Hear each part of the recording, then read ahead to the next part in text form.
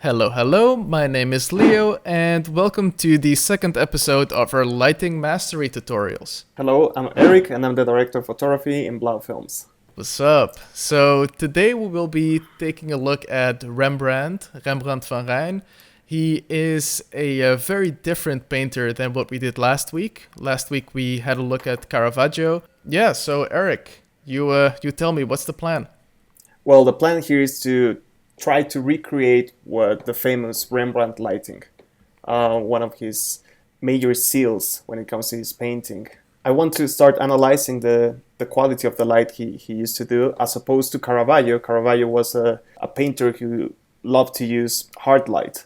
This is something that I want to start with. So if we can see in this reference, what we have is a one-side lighting coming from either left or right of the frame. In this one we have a left light coming from the frame. If you can see, all the shadows are very soft. There are almost no shadows. Yeah, exactly. If you can go to a different reference, here you go. So something that we can see is that Rembrandt uses one side of light to fill the whole room, but as well he starts putting different spotlights so he can draw the attention of the people to a specific side of the frame. It's almost some kind of magical lighting that doesn't seem to have a defined source, right? Exactly.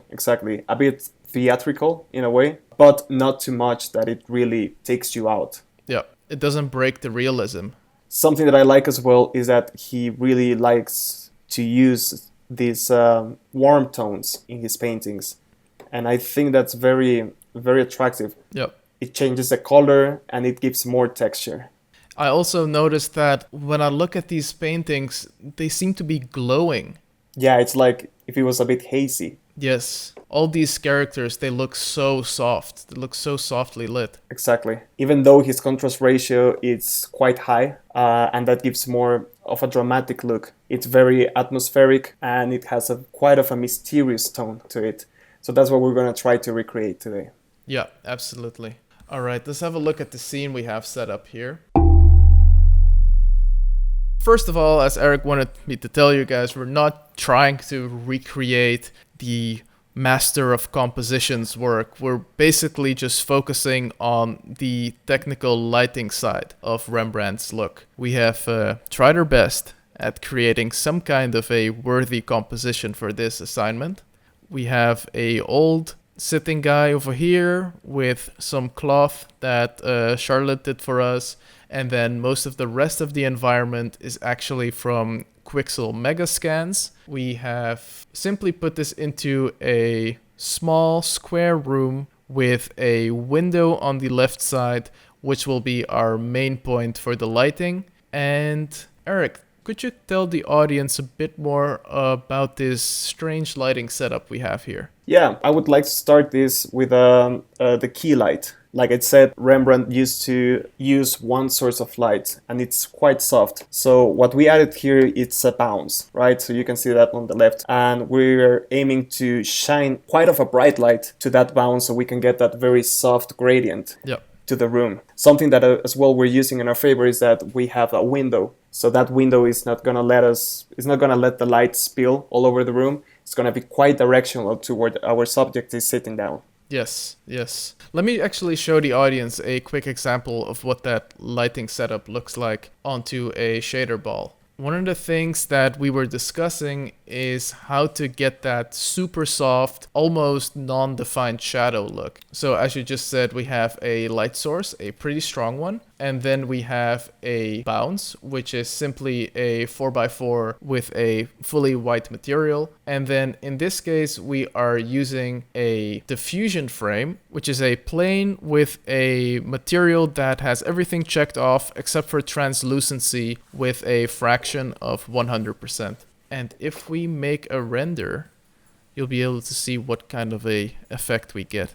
I want to add here that this setup that we have is something called the book lighting setup. It's quite popular nowadays with all the DPs out there. With this digital era, we want to make the light as soft as possible. I suppose that when you work in film, that you need a lot of information. You need very strong lights. And that's why you have these in the 40s and in the 50s. You can see that they have quite bright lights just shining straight to the characters. But now the cameras are so sensitive, it's been an exploration on how do we make the light look soft, but as well to give us a very nice gradient. And this setup is something that is one of the favorites nowadays. Yes, yes. And it's also not that complicated to pull off on set, right? It's not complicated, although it takes a lot of space, right? Of course. Because you need to have a good distance of the diffusion frame and a good distance with the bounce and the light. So if you're working on a tight set, it's going to be quite hard to pull that off. So that's why they're now using a lot of LED lights, very soft, and they're just trying to take this look to be able to make this setup, but reduce the space. Yes. Okay, absolutely. So as you can see, there's basically no definition in that shadow at all. It's just completely gradienting into black. I don't think that's a word, but...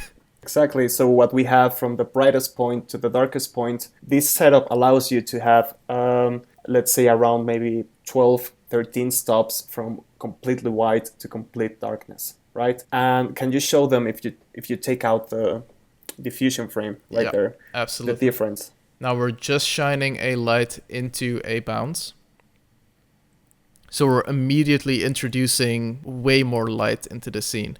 Exactly. Now what you can see here is that, of course, the stops of completely white to complete dark, it's going to reduce, right? Because it's you don't have that much of a gradient. Yep. Yeah, the shadow line becomes much harsher as well on the floor. Exactly. Now, right here we have, I think they're very refractive, these objects, but you're going to see how it looks once that you are shining this kind of lights with materials and elements that have a lot of texture. Something I want to say as well is that the moment you keep on diffusing light, you're going to start losing output. The intensity of the light is going to be reduced. And that's something you need to always bear in mind. So this is a beautiful setup if you're going to work close to a talent. But if you are trying to fill a big room, then it probably is not going to work unless you have very powerful lights. Yes, and that's the issue we ran into when lighting the Rembrandt set. Yeah, exactly. We were trying to get the same setup, but then we realized that the room was so big and that the materials were very absorbent to light. Yeah, we decided not to go for that extra diffusion. Yeah. Although we think we managed to get that very, very nice gradient in it. Let's show them. Let's hop back into our Rembrandt scene. I will be turning off all the lights except for our key light, and then we can take it from there. Brilliant, let's do that. So before we start, shall we have a look at the camera setup? Yes, thank you. We have a 80mm camera, and then let's have a look at what we did in these settings. So you're working with an f-stop of 8 and a shutter speed of 50, and you have an ISO of 800. Is there any reason why you chose these settings? Well, usually nowadays cameras, their native ISO is 800. So that's something you always want to work with the native ISO. That means that you're going to take out the best of the sensor. You're not going to be pushing it too much. Secondly, we're going 50 on the shutter speed, assuming that you're shooting your film with 24 frames per second. Yep. And finally, we choose the f-stop, same thing as Caravaggio. The paintings, all of the paintings everything is in focus, right? So we're trying to get that as well. So trying to keep the aperture relatively closed. You don't want to be looking at 2.8 or any of that kind of stuff, because you'll just be working with shallow depth of field. Exactly. And finally, we decided to go for an 80 focal length because we like the compression that it gives us. We tried the 50, we tried at 24, but I think that the 80 was giving us the right compression of the whole image. Yeah, which as well, if you look at the references from Rembrandt, it does kind of look like everything is flat and compressed in space, and it's really the lighting that's giving the depth in the image. Exactly, and that's one of the major challenges, right? Because you're shooting completely flat to the wall. Yeah. And it's just a term with lighting and how you use that to be able to create that contrast and that separation. Cool. Let me turn on the interactive renderer, and then we can take it from there. So one thing that I would like to start with, as I said, is to start with the key light. Let's first get the right angle, get the right amount, the right intensity, the right temperature, and then we can start moving to the next ones. That's the one thing that we learned from the Caravaggio tutorial, right? It's like, if you spend enough time on that key light, all the extra lights are really, they don't really have to do a lot of the heavy lifting. You're basically already done. Exactly. And that's something you guys really want to have in mind. You can always achieve very interesting things with just one light. And the angle you choose to light that source, it's you can create a lot of things. Before adding any more lights to your scene, just choose one, lock that one, make sure you're happy with everything that comes with it, temperature, quality of the light, angle, and then you can move on. Let's quickly move out of my viewport, but now we can just show everyone what it is that we did here. So now we have the light turned off and we're seeing that we are in total blackness inside. Exactly. So we started to use a bounce here, a 4x4. We put that on an angle just so we can have a nice entrance of light right there. Then we decided to put a light just right in front, making sure we were hitting right there in the middle, and then we flooded. So as you can see here, we have an angle of -55, which means that we're basically trying to shine that light straight through the window, right? Exactly. Something I wanted to do with the lighting is to feel that it's some sort of a evening feel. Because I think that the evening is always a bit more moody, a bit more atmospheric. And then we have created a corona area light on a circle shape, kind of representing what you would usually get in a light kit. And we have a radius of 25. Like you were saying, let me spot that 100% and turn it on so we see what it is. So yeah, we're basically just shining a light straight at the center of that bounce. Exactly. Once that you know that you're hitting the center, because if you're working with a completely flooded light, then it's very hard to tell where is the center. Once that you have located that, it's locked, then you can start flooding it. And then we are working with some very intense lights, because we have a 30K right here. Yes, exactly. The reason why we're doing that is because we're working with a very closed aperture, and as well, the room that we're lighting is quite big. And the temperature, what did you do with that? Choose to do a 3200, a tungsten light, so we can recreate the yellows that Rembrandt used. It's interesting to see how quite a few of the painters from that era, from that 17th century, were really interested in using this yellow look. Yeah. I think one of the major reasons was that they were working always with candlelight. Mm-hmm. There was nothing like white light or anything like that. Yeah, no Astera tubes. No Astera tubes, not yet. Cool, so now I guess we just completely flood it. Yes. And as you can see, we're getting a lot of light entering the room.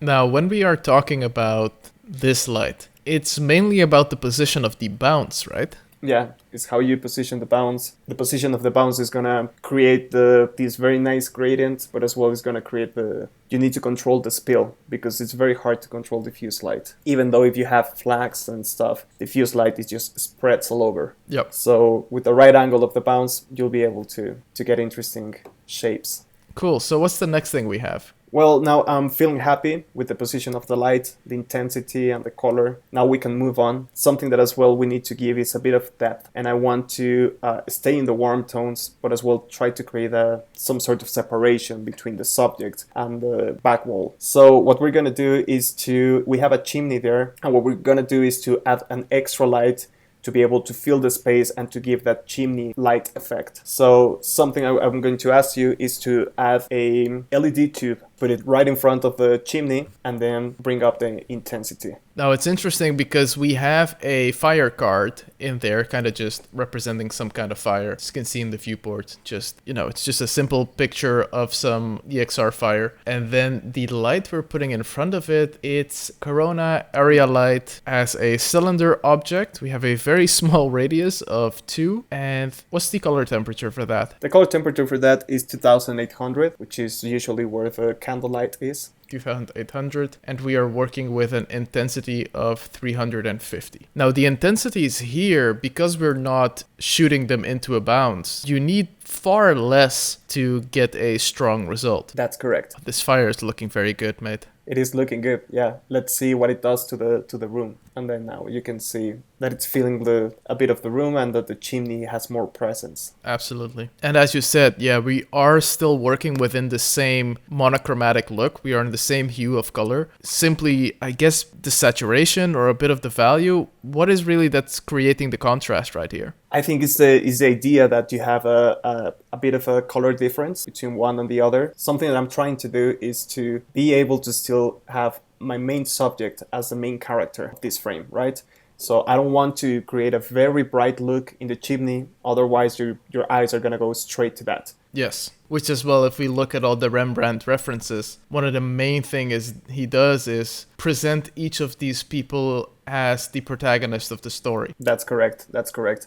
And that's how you can always use a narrative purpose, and you can create movement on a still image. So the first thing you see is what the painter wants you to see, but then it allows you with different values to go and wander around the painting. Yes, yes. I think that's one of the most difficult aspects of, I would say, cinematography or painting or anything that's like image based. It's how do you get the audience's attention to start looking where you want it to be and then give them the freedom to explore. Exactly. What we can see here on the render is that the chimney is bright, but it's not bright enough to be able to take me out of my character. With that same principle, what I need to do is to exaggerate the effect of the chimney without using that light precisely. So something I want you to do is to have a light and shine it straight to the painting that is on the back. So we can have as well presence on the room. We will still be able to see what's happening in the room. So what we have here is a corona light area, circle shaped with a radius of 5. And I'm quickly going to put the directionality to 100%. And let me turn that on. You'll be able to see where it is hitting. Well, while it's getting rendered, can you show on an aerial shot where we have that light? Yes, absolutely. That light is right to the left of the camera. And it is, if you see on this bottom view, it's pointing straight right at the center of that painting. Exactly. And as you can see here in the render, yeah, like you're saying, we're basically just putting a spotlight onto that painting. We match the color temperature of the fire, right? Exactly, because what we're trying to do is to exaggerate that effect. Which is funny because it's like, it's probably not the most realistic thing that would happen, but when you look at a Rembrandt painting, there's so many of these lights that geographically don't make any sense. You can go for the craziest setups you want, as long as you don't break the suspension of disbelief. And then we lowered the directionality to be at 90% to kind of make sure that we're not getting that circular spotlight effect. Exactly, because at the end of the day, the light that the chimney causes, the fire causes, is quite a diffuse. It can be very hard, but diffused as well. And then we duplicated that light and moved that setup to the other painting. The only thing we changed there is we gave it a little smaller radius of the light because it's a smaller painting, but directionality stays the same at 90, intensity stays the same at 5, and the color temperature, of course, stays at 2800 as well. Now, I gotta say that even though the Rembrandt lighting feels a bit more complicated than the Caravaggio lighting we did last time, at the end of the day, it's relatively straightforward once you get that key light in position. Yeah, once that you have your main source locked, then from that is just to see, okay, then how can I reveal all the subtleties of the frame? And of course, we are still thinking about what are the subtleties that we want to emphasize, because we're not like putting a random light on the chair, for example. Yeah, it's just to try to give, the viewer the possibility of wander around the room, right? And to try to create a beautiful look and an atmospheric look. Is there some way that the viewers can learn how to get into making that atmospheric look, or is it just a matter of practice? I think it's a matter of practice and a matter of, really looking at the pictures, the frames that you really enjoy, and really start analyzing yourself, like what is it about this picture that really resonates with me, that draws my attention too much? Is it the color? Is it the quality of the light? Is it the framing? I think, well, what I like to do, I have a folder here in my computer where I gather a lot of random images that really gets me. And I start analyzing them. And that's something I really enjoy to do because you start learning a lot from those images. Mate, shall we do a video on that sometime? Yeah, we can do that anytime. Comment section.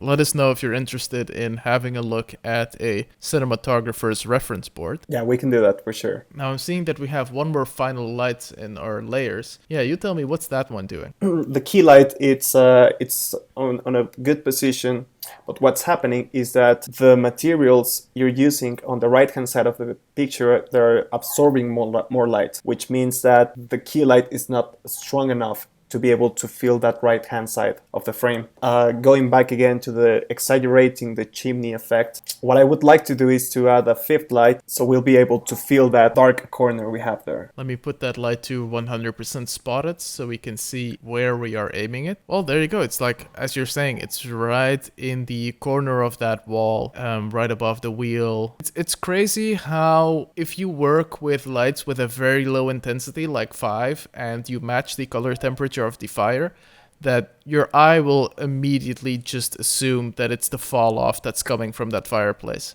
Exactly. Because the further you are from your main source of light, the weaker it's gonna get. But it's here all about, creating that fireplace effect. And something they do in movies is that, you're seeing a fire in frame, but it's not always a fire that is lighting the whole scene. Yeah. They have extra lights exaggerating that. So once that we have that locked, then can you please flood it? Yep. So it can fill up all that right corner.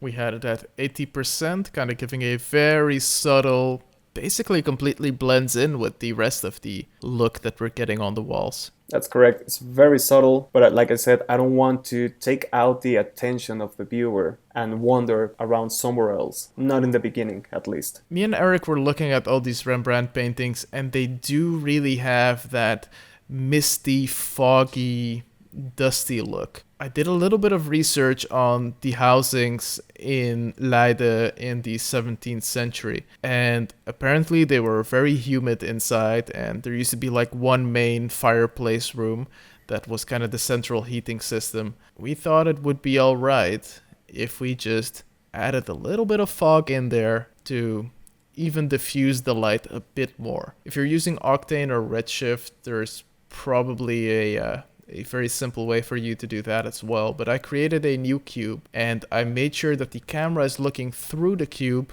but we are not inside of the cube. And then down here, I went to Corona volume material and I created this material over here. We have a absorption color of like 30% gray and a scattering color of about 70% gray. And then we have a directionality of 0.3, which is making sure that the fog is still a little bit maintaining its shape, but it's not super strong. It's not like you're looking into smoke or something. And then we have a distance of 25,000. And the higher you go with this, the less apparent your fog will be. And if you want like an in-depth look into how the Corona volume material looks, be sure to check out our Planet Earth tutorial on how we made an atmosphere using this system. But for now, we just made sure that the room looks a little bit more hazy. And I feel like that's it. That's everything we have here. Yeah, so far that's it. We could still, adding lights and we can keep on working with that chimney effect. But for the sake of, keeping it short for the audience and they can go straight to Cinema 4D and start experimenting, I think this is a good way to start. And that's the big thing, right? Be experimenting. Don't forget to just, if you feel like you need to add one more light, Eric will tell you no. I will tell you yes. Yeah, the point here is just to try different things, and you can even try, the Rembrandt look is just a start, but you can always change the color of the key, right? So for example, you're going to be able to create a very interesting look if you decide to put the key and then you make it completely the opposite. You will do a white balance of 5600 probably, and now you're going to have a very cold look into it, and that gives you the tilt orange kind of a look, right? And then you're going to have a color difference emulating the moonlight, for example. Let's give that a try. Now we're going for a white light, which is basically what you would get on a regular skylight date, right? If you really want to crank that moonlight effect, then you could just keep on increasing the temperature, and you would go more to the blue tones. What would you say would give us a nice moonlight bonus content, guys? Bonus content. Maybe 7,000 will do. 7,000, 8,000, somewhere there. You get the idea, right? If you go for a 10,000, that would be extremely blue. But that would give you a very nice color separation. And it's more of a fantasy look, I would say. So if you go and watch the Pat's Labyrinth, for example, the moonlight they have there is a quite exaggerated one. Yeah, very blue. Very blue, very monochromatic. Oh, mate, I'm actually liking this as well. I feel like I'm gonna give this a render. Nice, yeah. I mean, you can always try to create as much separation as you want. I started with the 3200 for the try to stay as close to the Rembrandt paintings. Yes. Well, I think that's it, right? Please summarize. What are the techniques for Rembrandt? For Rembrandt, first of all, is to have a very nice one source light, very diffuse light coming just from one side of the frame. Lock it, and then try to look for right now in this case we have a chimney, and we use that, let's say, as an excuse to be able to fill the whole room, right?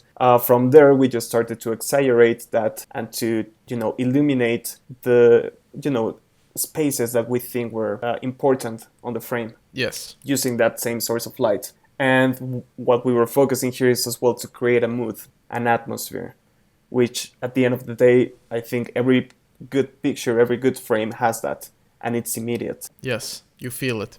You feel it, exactly. Well, thank you very much, Eric. Thank you very much. Before we leave, let me do a quick shout out to ourselves. Here we have the ArtStation store. Be sure to check this out, guys. There is, up till Monday, I might actually extend it until Tuesday, we have 50% off on everything on this store. The cloud packs are basically the first thing that we have been promoting and using a lot in our production. Eric, what do you feel about the cloud packs? I think it's a lifesaver, because sometimes you're on set and you think everything is going to be wonderful, but the sky is just not behaving the way you want to behave. And the cloud pack really, really helps you to get out of a trouble and to add more to your scene. Yes, absolutely. So if you need to do sky replacement, you got that overexposed sky, just go into the cloud pack. They're all raw 5K images. Get a bunch of those clouds together and build out your own sky asset. There are tutorials on this channel that will explain you and guide you through every step of the process. Except for that, well, check out their industrial decals pack if you are a 3D modeler or a texture artist. And then we have the organic star fields for if you have some kind of day for night conversion that you're using, or if you are simply trying to recreate a space scene or something. And that's it. Well, thank you very much. It was really fun. And please leave in the comments if you want us to try to recreate the light of a painter or something. And we will do our best. All right. Thank you very much for watching. And have a great day. Bye-bye.